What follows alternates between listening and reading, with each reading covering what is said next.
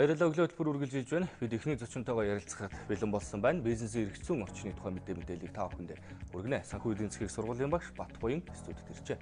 Өглөөний мэнд рүү сайхан амжилт. Хамтлаа өглөөний мэнд. За яг одоо боссон байгаа магадгүй стартап одоо шинээр аж ахуйн нэгж байгуулах гэж байгаа. Тэдгээр залуус бас зориулаад бид өнөөдөр бизнесийн эргэцүүн тухай анхан сартны ерөнхийд мэдлэгийг бас өгөх зорилготойгоор таныг студид өрсөн. Тэгээ ерөнхийдөө бол бизнесийн байгууллага ямар одоо хууль тогтоомжийг хүрээнд үйл ажиллагаа явуулах ёстой гэдгийг асуулт хэрэглэе. За тэгэхээр бол иргэн бизнес эрхлэх ер нь хоёр хэлбэр бол байгаад байна. За нэгдүгürt бол хувийн аж ахуй эрхлэх буюу одоо заавал зохион байгуулалтанд орохгүйгээр хуулийн этгээд байгуулахгүйгээр ингээд ажиллах боломж байна. За магадгүй хүмүүстэй хамтрах гэж байвал хамтран ажиллах гэрээ хийгээд ингээд одоо хуулийн этгээдийн хэлбэрт орохгүйгээр бизнес эрхлэлтэй нэг боломж байна. Нөгөө нэг боломж нь юу вэ гэхээр одоо стартап компаниуд гэж ярьдаг тийм. Ийм компани бүтцэд ороод компани байгуулад улсын бүртгүүлээд ажиллах боломж бол байгаад байна.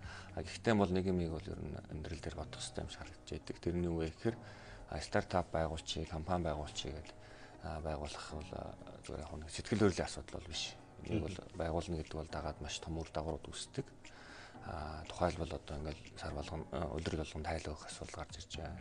За магадгүй компанийн хувьд бол компанийн хуулиар нэг зохицуулж өгсөн ялангуяа компани удирдлагуудад үүрэг болгосныг заалт компани хуулинд орж ирсэн байдаг. Тэрний тухайлбал тайлангийн жил дууснаас хойш 4 сарын 1-ний дотор одоо хөвцөө эзэмшдэг хурлаа компани заавал хийх ёстой. Тэр хийгээгүй тохиолдолд 4 сарын 1-ээс хойш одоо гүйцэтгэх удирдлагын гаргаж байгаа шийдвэрүүд нь бол хуулиас болоо явждаг. Ганцхан одоо хөвцөө эзэмшдэг хурлаа зарлан хоригдуулах эрхэл үлддэг. Тэгэхээр одоо гаргасан бүх шийдвэрлэлүүд нь хуульд нийцэхгүй болоо явждаг. Ийм үр дагаврууд үүсдэг. Тэгэхээр компаниг бол одоо байгуулна гэдэг бол зүгээр нэг яг хоёр одоо бизнес найзууд нийлээд компани байгуулчих бүх юм болоо гэдэг утгаар харж болохгүй. Компанийн алсын хараа, хэдийн төлөв, дунд хугацааны зорилт төр нь хязээ хаана оршин байх юу хийх те бизнесээ маш сайн бодож төлөвлөж тэр нь хэн ямар хөрөг оролцоотой явах юм бэ гэдгээ сайн тогтоож байгуулж байдаг юм лээ хариуцлагатай зохион байгуулалтын хэлбэр юм аа гэдгийг ойлгох хэрэгтэй гэж бодож байна. Одоо бизнесийн байгууллагууд улсын бүртгүүлэхэд юун дээр анхаарах шаардлагатай вэ? Тий, ер нь бол одоо ямар ч бизнесийн байгууллага, ялангуяа компани бол улсын бүртгүүлэхэд бол хамгийн чухал баримт бичгийн нэг бол компанийн дүрм байж идэг. Дүрмд бол манайх хайхрамжгүй хандах тохиолдол практикт байдаг л та. Тухайлбал за яах вэ нэг ийм загвар олоод бүгэлчээ хоёлаа тий. За ингээд нэг ийм загвар улсын бүртгэлийн сайтн дээр татж ирээд энийг хоёлаа бүглөөд бүртгүүлчихье гэд явдаг. Гэтэл тэр дүрм бол явж компани эрх зүйн гол баримт бичиг. Эргээд компанид холбоотой бүх асуудал бол компани хууль гэхээс илүүтэй тэр дүрмээр нэрвжил зохицуулдаг учраас дүрмээр зохицуулдаг. Тэгэхээр тэр дүрмээ анханасаа одоо талууд яаж одоо үүсгэн байгуулагч нар одоо агуулгын тодорхойлох уу? Тэгээ заашгүй байх ёстой зүйлсүүдийг яаж тусгах уу? За хэн ямар оролцоотой байх аа яаж тусах уу? Ялангуяа орчин үед бол одоо хүмүүсийн хоорондын харилцаа нарийнсантай холбоотой бол үүсгэн байгуулагч дүрмээс гадна бүр хөвцөө эзэмшигчдийн гэрээ гэдгийг байгуулж байна. Тэр нь бол одоо өөрөөр хэлбэл хэсэг хугацааны дараа хоёлоо яах юм бэ те? За ямар үүрэг оролцоотой байх юм?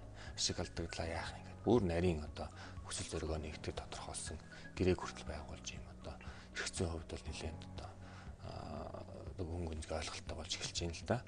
Дүрм бол өөрөө компани одоо үйл ажиллагаа явуулах үндсэн бичиг баримт учраас маш тодорхой ойлгомжтой талуудын эрх шиг хамгаалж явах хэрэгтэй юм л баримт бичиг. Тэгээ дээр нь бас нэг амьдрал дээр бас нэг анхаарах хэрэгтэй нэг юм бол дүрмээ ингээд улсын бүртгүүлчихэд за тэр компани ч ингээд ажиллаад эхлэнгүүд тодорхой хэмжээний өөрчлөлтүүд ордог. Жишээ нь захирал өөрчлөгдөх, эсвэл нэг хувь нийлүүлсэн хөрөнгө өөрчлөгдөх, эсвэл нэмж хөвцөө гаргах ч гэдэг юм ингээд ямар нэгэн дүрмэнд өөрчлөлт орох болгонд тэр болгон бүртгүүлээд баталгаажуулаад явах хэрэгтэй байж байгаа. Тэгэхгүй ингээд нэг гишүүн гарсан, орсон ийм үед одоо дүрмээ өөрчлөхгүйгээр яг тэр анхныхаа хэлбэрээр яваал байдаг. Гэтэл дунд нь маш олон процесс үйл ажиллагаа явуулсан байж байгаа. Гэтэл нэг хүчин төгөлдөр бус дүрмийн хүрээнд явсан ажилгээ тэр нь өөрөө хууль бус болоо явж байдаг. Тэгэхээр ямар нэгэн дүрмийг боловсруулна гэдэг бол анханасаа маш сайн анхаарч логихгүй илдээ холбоог нь өөрөөсөө харах хэрэгтэй. Ач холбогдох хэрэгтэй. Хоёрдугаар дүрмэд цаг хугацааны хувьд одоо хожим өөрчлөлт орж байгаа бол тэр болгон улсын бүртгүүлж баталгаажуулж байх юм бол эрх зүйн орчин найдвартай тогтвортой оролцогчдын эрх ашиг бол хамгаалж чадж байна л гэж харах хэрэгтэй. Үйл ажиллагааныхаа хүрээнд дүрмээ тогтмол өөрчлөлт явуулах тийм боломж байдаг уу? Боломж бол байгаа. Ер нь бол дүрмийг өөрчлөх эрх бол хөвцөө эзэмшигчтэй хуралд байж байдаг. Тэгэхээр хөвцөө эзэмшигчид ээлжид болон ээлж тус хурлаараа дүрмээ өөрчлөө шинжилсэн найруулах үе дүрм улсын бүртгүүлээд явах бол бүрэн боломжтой л гэсэн үг. Хөрөнгө оруулалтын асуудал ямар байгаа вэ? За Ер нь бол компани мэдээж үйл ажиллагаа явуулахын тулд бол хамгийн чухал юм бол санхүүгийн хөөсөр. Тэгэхээр санхүүгийн хөөсрийг татах гол гарц бол хөрөнгө оруулалт байгаа. Тэгэхээр манайх бол нэг дотоодын хөрөнгө оруулалт гэхээс илүүтэй гадны хөрөнгө оруулалтыг бол их сонирхож байна л да. Ялангуяа өмнөд төршөөч гэдэг юм уу. Одоо болцоотой одоо түншлэгч талуудаас. Тэгэл хөрөнгө оруулалтын орчны хувьд бол манайд хөрөнгө оруулалтын бие даасан онцлог бүхий хууль бол үйлчилдэг. Тухайн хууль бол 2013 онд шинжилгээ хариуцсан хууль байгаа. Тэгээ 14 15 онд тодорхой хэмжээний нэмэлт өөрчлөлтөд орсон энэ хөрөнгө оруулалтын хууль бол хүчин төгөлдөр үйлчилж байгаа. За хөрөнгө оруулалтын хуулийг бол ерөнхий ингээд үзэл баримтлалын хувьд харах юм бол манайх бол хөрөнгө оруулагчдыг бол нэлийн дэмжсэн тийм хуультай. Гэхдээ энийг маань бас хөрөнгө оруулагчид маань хэр ойлгож байна уу? Тэгээ энэ хууль маань хөрсөн дээр хэр бууж байна уу гэдгээс хамаарат бас харилцан адилгүй ойлголтууд байна л да. Тухайлбал хөрөнгө оруулагч нарт бид нар бол татварын болон татварын бос дэмжлэгийг үзүүлдэг. Татварын дэмжлэгийн хувьд бол бид нар 4 төрлийн татвар дээр хөнгөлж чөлөөлтийг бол хөрөнгө оруулагч нарт бол олгодог. Энэ дээр бол аж ахуйн нэгжийн орлогын албан татвар, гайлын албан татвар, байгалийн нөөц ашигласны албан татвар, за гэх мэт ийм 4 төрлийн татвар байгаад байгаа. За хууль зүйн хувьд бас ямар боломж байна? Зохион байгуулалтад оруулах боломж. Та түрүү хэлжсэн хоёр ерөнхийдөө бол бизнес үйл ажиллагаа явуулж байгаа хоёр хэлбэр байгаа шүү дээ. Тэр нөгөө нэг хувь хүн талаас бизнес одоо эрхэлж байгаа хүмүүс чинь ямар зохицуулт байх шаардлага? За ер нь ингээд яг хүмүүс бизнес эрхлэхдээ хамтардаг хэлбэрийн их үүсвэр бол өөр өөрсөнд байгаа нөөцүүдэд нэгтгээд тодорхой одоо нэг ашиг орлого олох гэсэн тодорхой зорилтын төрөх гэсэн санаан дээр үндэслэж ил бизнесийг хамтарч эхлэх шаардлага гарч ирдэг.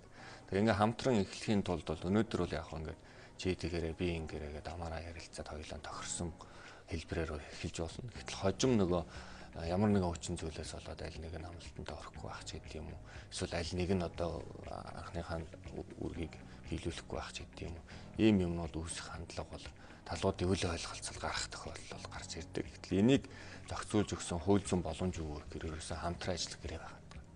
Тэгэхээр хоорондоо хамтран ажиллах гэрээ байгуулаа. Гэрээгээрээ одоо хэн нь ямар оролцоотой авах, ямар хөрөнгө оруулах, ямар ашгаа хизээ яаж хуваах гэдэг бүх юм тохиролцох боломжийг бол иргэний хуулиар олгоод өгсөн.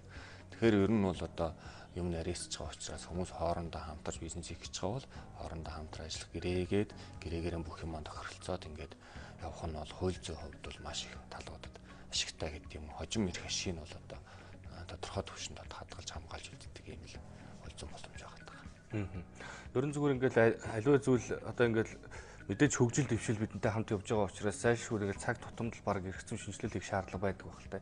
Яг өнөөдрийн байдлаар гэвэл та бизнесийн эрх зүйн ямар шинжилэл хийх шаардлагатай гэж харж байна? Тэгээ ер нь бол бизнесийн эрх зүйн энэ зохицуулалт гэхээр бол маш өргөн хүрээний асуудал л та. Өнөөдөр бол Монголд бизнесийн орчныг зохицуулсан яг тодорхой дурдах юм бол 60 гаруй хууль байна. За тэгэхээр ер нь бол манай бизнесийн эрх зүйн шинжилэл бол нэг 3 үе шатыг бол дамжиж ирсэн. 3 үетэй бол холбож ойлгож болохоор байна.